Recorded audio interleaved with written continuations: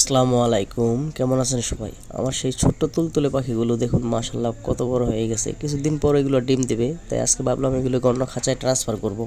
কিন্তু আমার পাখিগুলো এখানে কয় পিস আছে আমার জানা নাই, মানে সেভাবে হিসেব রাখা হয় নাই। আনুমানিক 90টার মতো হতে পারে। তাই আজকে পুরুষ মহিলা আলাদা করে গণনা করে দেখব যে কয়টা পাখি আছে আর আলাদা খাঁচায় ট্রান্সফার করব।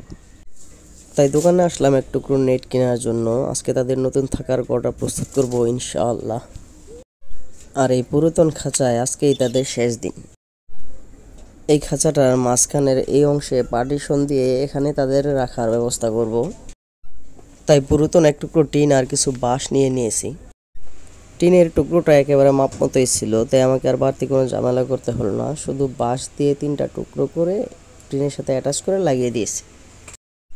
দোকান থেকে যে নেটটা কিনে আনছি সেটা আগে ভালোভাবে আটকে দিয়েছি, কারণ আমার আগের যে নেটটা তার গ্যাপ ছিল 1 ইঞ্চি, সেখানে কোয়েল পাখির পা ভিতরে ঢুকে যেতে পারে।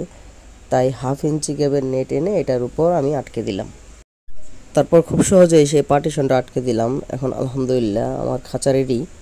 এখন আমি চাইলেই কোয়েল পাখিকে এখানে দিতে পারবো, কিন্তু তার আগে আমি আগে মহিলা পাখিগুলো গণনা করে ভিতরে দেবো। তারপর সেই অনুপাতে যেই কয়টা পুরুষ পাখি লাগে সেই পরিমাণ পুরুষ পাখি দিয়ে অতিরিক্ত পুরুষ পাখি যদি থাকে সেগুলোকে আমি আল্লাহু আকবার বলে দেব।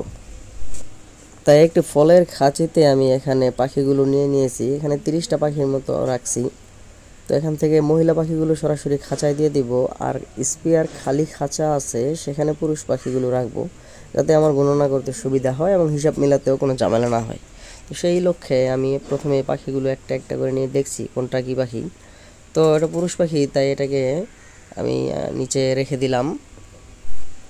এভাবে একটা একটা করে বাছাই করে প্রথমে পুরুষ মহিলাগুলো আলাদা করছিলাম। আর পুরুষ মহিলা কোয়েল পাখি কীভাবে চিনবেন সেই বিষয়ে আমার চ্যানেলে ভিডিও দেওয়া আছে, চাইলে দেখতে পারেন।